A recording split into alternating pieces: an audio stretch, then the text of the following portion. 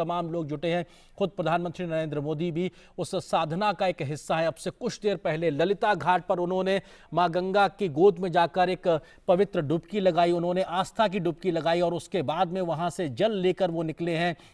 कलश में उन्होंने जल लिया है और उसके बाद में अब वो जल लेकर बाबा विश्वनाथ को चरणों में अर्पित करेंगे, उस लिंग पर अर्पित करेंगे। और ये पूरी धार्मिक आस्था के साथ प्रधानमंत्री के द्वारा की जा रही ये पूरी एक तरीके से क्रिया है, जिसके तहत माना जाता है कि बाबा के पास में आप अगर माता गंगा का जल चढ़ाते हैं तो निश्चित तौर से आपको तमाम पुण्य के लाभ प्राप्त होते हैं। और उस लाभ का ही असर होता है कि जब देश का प्रधान सेवक सशक्त होता है, मजबूत होता है, शक्ति से संचारित होता है, उसका लाभ पूरे राष्ट्र को मिलता है। और निश्चित तौर से हमने देखा ये ऐतिहासिक लम्हों, ये ऐतिहासिक क्षण अब से कुछ देर पहले जब पवित्र एक और आस्था की डुबकी प्रधानमंत्री नरेंद्र मोदी ने निर्मल गंगा में लगाई। हमने इससे पहले प्रयागराज में भी देखा था, संगम स्थली पर जब प्रधानमंत्री ने वहां पर डुबकी लगाई थी तो निश्चित तौर से जो एक बिगड़ा उठाया था स्वच्छ निर्मल गंगा को बनाने के लिए, वो एक काम साफ तौर पर दिखाई पड़ रहा है। क्योंकि जल आज ऐसा है मां गंगा का कि आप आस्था की डुबकी लगा सकते हैं, आप जा सकते हैं, आप वो आचमन कर सकते हैं, उनको आत्मसात कर सकते हैं। मां गंगा के उस स्वरूप को वापस लाने का जो एक बड़ा भागीरथी प्रयास किया जा रहा था वो बहुत हद तक जमीन पर उतर गया। और आज स्वच्छ निर्मल गंगा लोगों का आह्वान करती है कि आओ और मुझे आत्मसात कर लो, आओ और मुझे अपने साथ लेकर चलो। निश्चित तौर से ये बताता है कि जो प्रयास किए गए हैं काशी धाम में, वो वाराणसी में, वो अपने आप में निश्चित तौर से फलीभूत होते हुए दिखाई पड़ रहे हैं। अगर देखें तो यहाँ साक्षात देवाधिदेव महादेव का वास है। ये सनातन संस्कृति का दिव्य प्रकाश स्तंभ है। भगवान शंकर का चरण पखारने के लिए त्रिपथगा गंगा साक्षात यहाँ विद्यमान है। यहाँ धर्म और कर्म अभिन्न है। यहाँ पर भवंग भवानी आसन्न है। यहाँ पर शक्ति और भक्ति अनन्य है। और काशी में जीवन और मृत्यु भी धन्य है। मेधा इसका ललाट है, संस्कार इसकी भाषा है, सरलता जीवन दर्शन है, सहजता वेशभूषा है, प्राचीनता से भी प्राचीन अनंत विभूषित महास्थान है। काशी 12 ज्योतिर्लिंगों में सबसे विशिष्ट और प्रधान है। ये सनातन संस्कृति की सर्वोच्च भावभूमि आप देख रहे हैं। ये सर्वोच्च भावभूमि है सनातन संस्कृति की। आत्म उत्कर्ष और आत्मोद्धार की ये पवित्र पुण्य भूमि है। व्यष्टि के उत्थान और समष्टि के कल्याण का मंत्र देती है काशी। अनंत, अव्यक्त, अक्षर और अविनाशी है काशी। ये विद्युत अद्भुत विहंगम दृश्य काशी की महिमा को वर्णित करने के लिए शब्द भी कम पड़ सकते हैं। ये देख रहे हैं और ये संकल्पना मूर्त रूप साकार हुई है। स्वप्न दृष्टा प्रधानमंत्री नरेंद्र मोदी के संकल्प से सिद्धि का ये प्रमाण है। बाबा विश्वनाथ के धाम का आज लोकार्पण हो रहा है देश के लिए और विश्व के लिए। अजय, आरती जी ने एक जिक्र किया था अश्विनी जी, तुलसीदास जी के उस दोहे का, जिसमें वो कहते हैं कि जो भगवान शिव हैं वहाँ पर तारक ब्रह्म का उपदेश करते हैं। यहाँ जो कोई भी मृत्यु को प्राप्त होता है उस नाम का उपदेश करते हैं जो आपको तमाम जीवन मरण के चक्र से विनुर्मुक्त कर देता है। और इसीलिए इस क्षेत्र को अविमुक्त क्षेत्र कहा जाता है। भगवान शंकर ने स्वयं इस क्षेत्र को आनंद वन का नाम दिया। भगवान पिनाकी शंकर ने इसको आनंद इसलिए कहा क्योंकि ये जो काशी क्षेत्र है वो अपने आप में मोक्ष स्वरूप ही है। बहुत सारे लोग ये कहते हैं कि वृंदावन जैसे धाम में रहने वाले लोग कहते हैं कि हमें तो मुक्ति नहीं चाहिए, हमें मोक्ष नहीं चाहिए, हमें तो भक्ति चाहिए। बहुत ही स्पष्ट तौर पर ये वर्णित है काशी खंड में कि भगवान शिव केवल मोक्ष नहीं देते, सब कुछ देते हैं। जो मोक्ष चाहता है उसे वो मोक्ष देते हैं, जो मोक्ष नहीं चाहता उसे वो इष्ट देते हैं। अपने इष्ट की प्राप्ति, अपने लक्ष्य की प्राप्ति और मोक्ष की प्राप्ति, जो कुछ भी अगर आप चाहें आप इस आनंद वन में प्राप्त कर सकते हैं, जिसे स्वयं भगवान पिनाकी ने इसे अपना नाम दिया। इस पूरे वन में जितने भी शिवलिंग हैं, यहाँ तक कि जितने भी कंकड़ हैं, उसको शिव स्वरूप कहा गया है। क्योंकि जैसा हमने शुरुआत में बताया कि ये पूरा का पूरा जो काशी खंड है, ये पूरा का पूरा काशी खंड इस पृथ्वी के भूभाग से अलग है। क्योंकि भगवान शिव और उनकी शक्ति शिवा अब आप ये स्पष्ट तौर पर जो आरती जी ने भगवान तुलसी का जो जिक्र किया और उनके चौपाई का जो जिक्र किया, स्पष्ट तौर पर शुरुआत में ही भगवान रामचरितमानस की शुरुआत में ही अश्विनी जी वो शिव और शिवा की आराधना करते हैं। क्यों? क्योंकि प्रयागराज की धरती पर याज्ञवल्क्य और भारद्वाज जी के बीच में जो रामायण को लेकर के प्रश्न पूछे गए, जब उन्होंने राम कथा पूछी भारद्वाज मुनि से, याज्ञवल्क्य जी ने, तो उन्होंने उनको शिव कथा सुनाई। शिव कथा से शुरुआत होती है, क्योंकि जब तक आप शिव को नहीं समझेंगे, मर्यादा पुरुषोत्तम राम को समझना आपके लिए संभव ही नहीं है। और इसीलिए श्रीमद् भागवतम में जब परीक्षित भगवान सुखदेव से कृष्ण कथा पूछते हैं, तो पहले भगवान सुखदेव उनको राम कथा सुनाते हैं। जब तक आप राम को नहीं समझेंगे, जब तक आप राम की मर्यादा का चश्मा नहीं लगाएंगे, आपको योगेश्वर कृष्ण समझ में आ ही नहीं सकते। जब तक आप शिव को नहीं समझेंगे, राम तक आपकी गति हो ही नहीं सकती। और उसी तारक ब्रह्म, उसी शब्द जिसका उपदेश भगवान शिव यहाँ पर मरने वालों के कान में कहते हैं, वो शब्द ही है राम या फिर प्रणव, ओम। इसी का नाद वो कान में कहते हैं जा करके, और माँ भवानी स्वयं पंखा करती हैं यहाँ पे जो मरण होता है उसका। इतनी महिमा है, और इसीलिए हम ये कह रहे हैं कि अद्भुत दृश्य है, अद्वितीय दृश्य है। सच में निश्चित तौर से अजय, जैसा कि आप कह रहे हैं कि यहाँ पर मुक्ति के लिए मंत्र देते हैं भगवान शिव। यहाँ मरणम मंगलम यत्र विमूर्तिम यत्र भूषणम कौशेयम यत्र काशायम सा काशी किम सेव्यते। यहाँ पर मरना भी धन्य माना जाता है, जीवन गुजारना यहाँ पर तो अद्वितीय है ही। और सबसे बड़ी बात यह है कि भगवान शिव की ये नगरी हर तरीके से, ये धर्म, कर्म और आध्यात्म का यहाँ पर संगम है, साहित्य, कला, संगीत का यहाँ पर संगम है, सनातन संस्कृति का ये सर्वोच्च प्रकाश स्तंभ तो है ही, साथ ही साथ ये स्पष्ट तरीके से पूरी दुनिया का सबसे प्राचीन, सभ्यता से भी प्राचीन, इतिहास से भी प्राचीन, मानव संस्कृति से भी प्राचीन ये नगर है। क्योंकि भगवान शिव ने सर्वप्रिय नगर के रूप में हिमालय के बाद अगर कहीं पर साक्षात माँ पार्वती के साथ वास किया तो यहीं काशी में उन्होंने वास किया, और काशी को ये गौरव प्राप्त है। और काशी के गौरव में, काशी की गरिमा में, काशी की महिमा में आज एक और स्वर्ण जड़ित, काशी के मुकुट में एक स्वर्ण जड़ित रत्न जैसा लग रहा है काशी का ये धाम, भगवान के धाम का ये पुनर्निर्माण और पुनर्विस्तार, जहाँ पर आप देख सकते हैं कि माँ गंगा से भगवान विश्वनाथ के बीच के सारे अवरोधों को हटा दिया गया है। सनातन संस्कृति बेहद विशिष्ट है। इसको अगर देखें तो हमने ही पूरी दुनिया को, जब पश्चिम ने वनफल खाकर छाल पहनकर लाज बचाई, अजय, जब पश्चिम ने वनफल खाकर छाल पहनकर लाज बचाई, तब भारत से सामगान का स्वर्गिक स्वर था दिया सुनाई। हमने सामगान किया तब जब पश्चिम की पूरी सभ्यता केवल वन फल खाकर छाल पहनकर अपनी लाज बचाती थी, वन और कंदराओं में रहती थी, सभ्यता के लिए उसने नगर नहीं बसाए थे। तब भारत के इन्हीं तटों पर, गंगा के इन्हीं तटों पर वेद की ऋचाओं को लिखा गया, सामगान का ध्वन यहाँ से पूरी दुनिया ने सुना।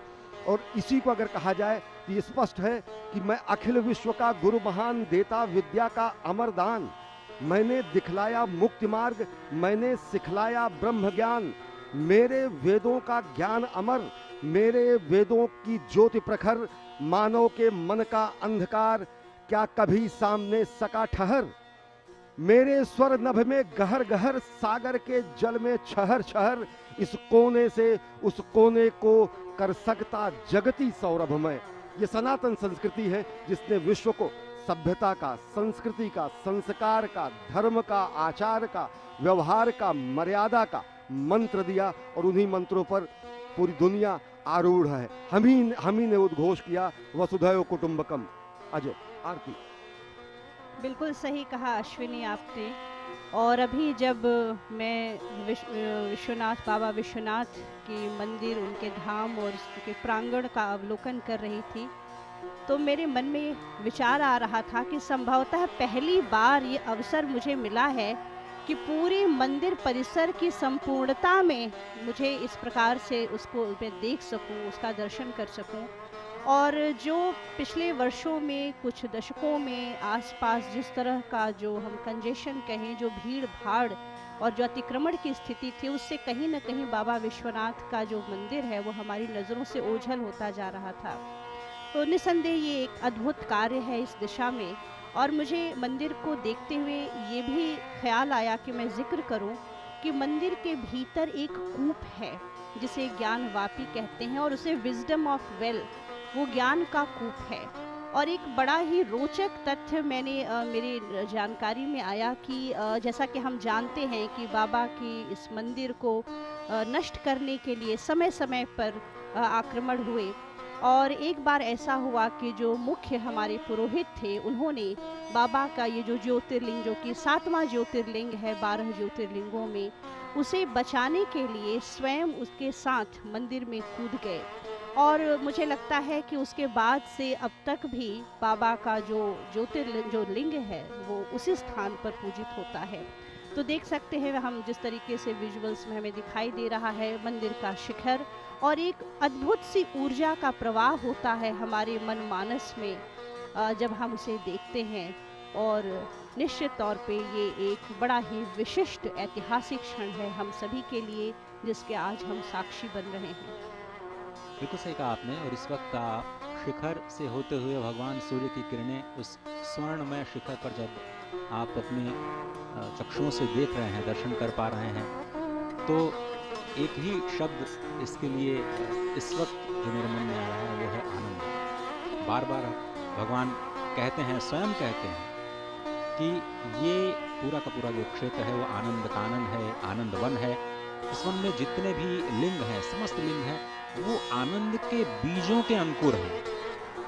ये जो शिवलिंग हमें दिखाई देते हैं, जिसका हम दर्शन करते हैं पूरी काशी में, असंख्य शिवलिंग, यहाँ के कंकड़ कंकड़, हम बार बार कह रहे हैं कि शंकर का ही स्वरूप हैं, उनको आनंद का बीज कहा गया। और जब शिवा और शिव अपनी शक्ति के साथ इस भूखंड पर, जिसका निर्माण उन्होंने सबसे पहले किया इस ब्रह्मांड को बनाने से पहले, उसके बाद उन्होंने सोचा कि किसी को ऐसा बनाया जाए जिसके ऊपर हम सारा कार्यभार छोड़ करके केवल लोगों को मोक्ष प्रदान करने का कार्य करें। इतना प्रिय है माँ भगवती शिवा और शिव को स्वच्छंद रूप से काशी में मरने वालों को मोक्ष देना कि वो अपने संपूर्ण कार्यों को किसी के ऊपर छोड़ना चाहते स्वच्छंद होने के लिए। उसके बाद भगवान श्री शिव अपने वाम अंग पर अपनी कृपा दृष्टि डालते हैं और वहां से पुरुषोत्तम प्रकट होते हैं।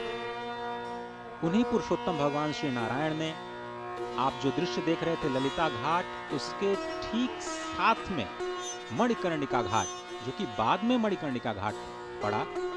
जब भगवान ने नारायण को उत्पन्न किया तो भगवान श्रीहरि ने अपने चक्र से वहां पर पुष्करणी, या कि जिसको हम पोखरी कहते हैं, और असंख्य पोखरियां इस पूरे काशी खंड में विद्यमान है, पूरे काशी के क्षेत्र में।